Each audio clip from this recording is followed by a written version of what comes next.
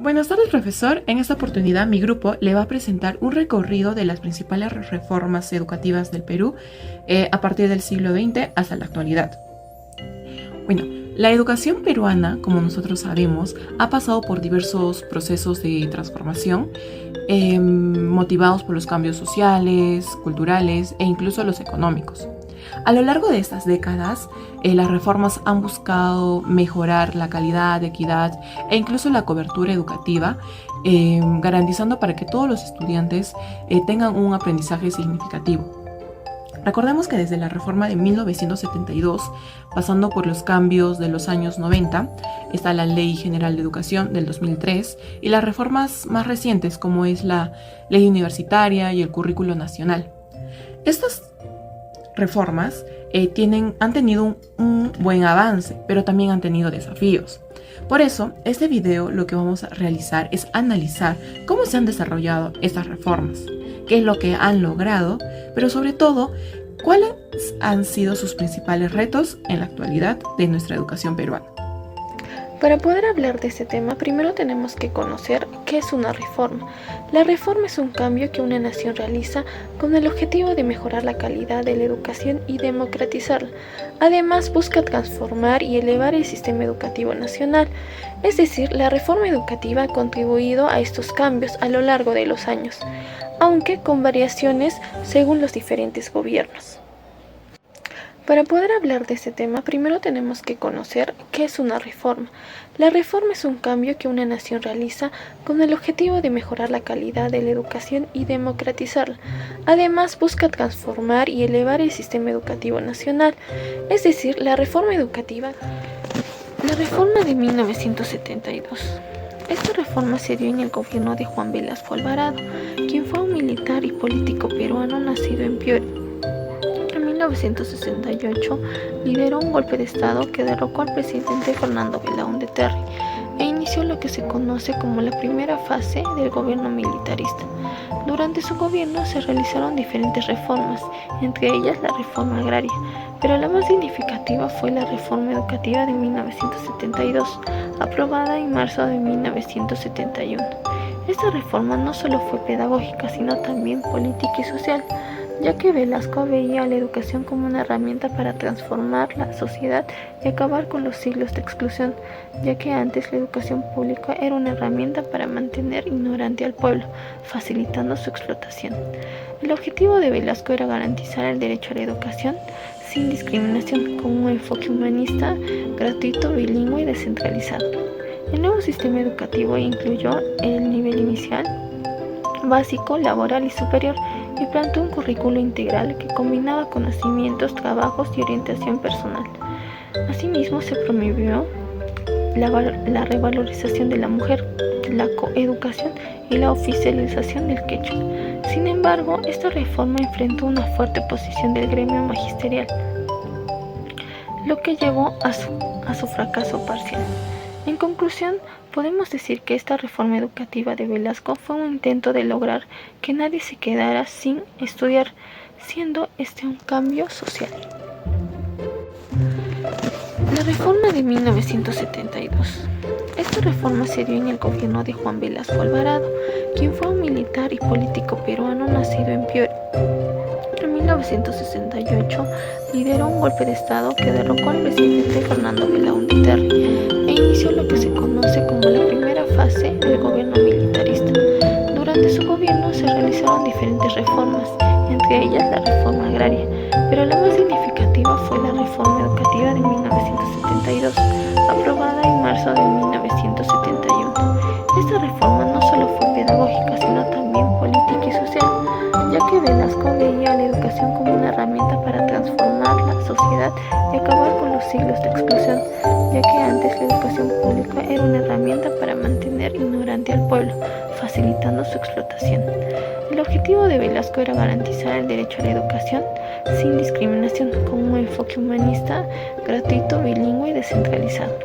El nuevo sistema educativo incluyó el nivel inicial, básico, laboral y superior, y planteó un currículo integral que combinaba conocimientos, trabajos y orientación personal.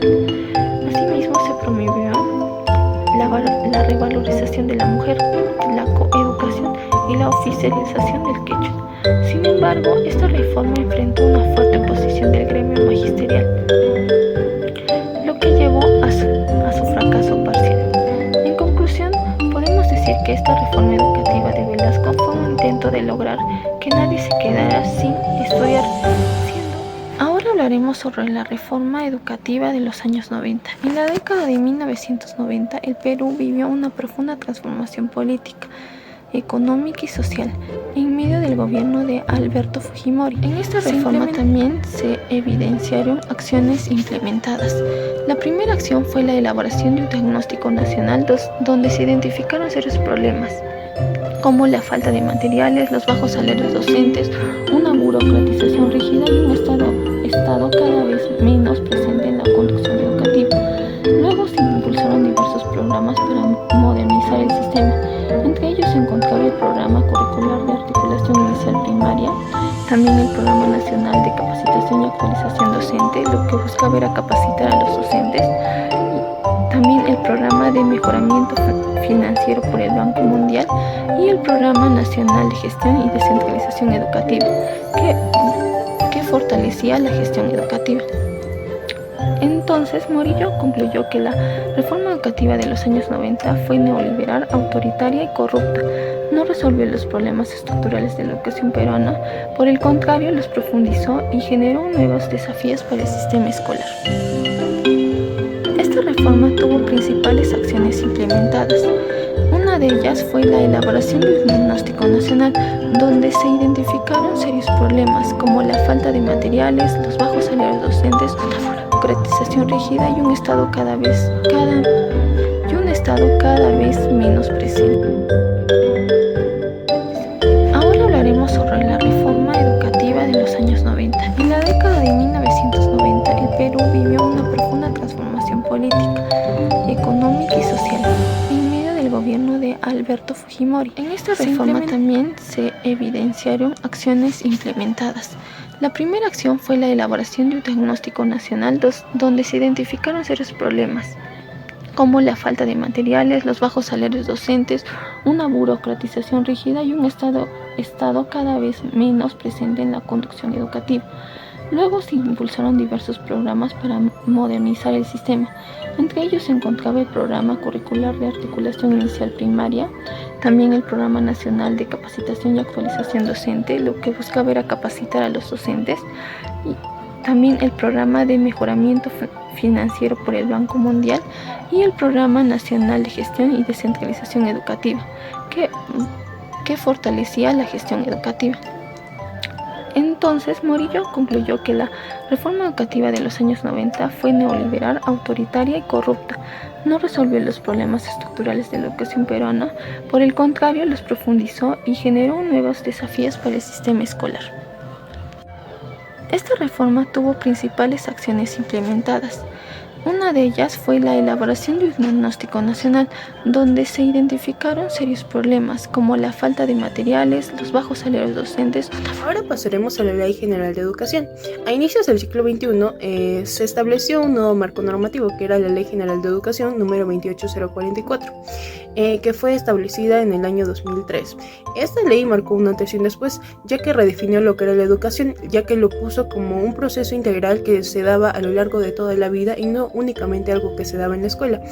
Además, colocó como ejes o principios fundamentales la calidad, la equidad, la democracia, la interculturalidad y la inclusión, que eran temas que aún no habían sido articulados con tanta claridad en lo que era el sistema educativo. Esta ley también organizó lo que eran las responsabilidades del Estado, de las comunidades educativas y sobre todo de las familias y de los estudiantes, ya que establecía fines educativos que estaban orientados a crear ciudadanos críticos que tuvieran una identidad cultural y que sobre todo fueran capaces de desarrollarse plenamente en una sociedad que era cambiante en ese momento. En el 2014 se aprobó lo que era la ley universitaria 30220, que fue creada por la SUNEDU, que tenía como propósito que las universidades brindaran una educación de calidad, y esto se hacía mediante el licenciamiento, la supervisión y sobre todo el impulso de la investigación. También promovía que la carrera docente universitaria esté basada en el mérito propio y en la transparencia, y esto generó un cambio significativo en lo que era la educación superior peruana en esos tiempos. Otro hito importante fue el Currículo Nacional de Educación Básica en el 2016.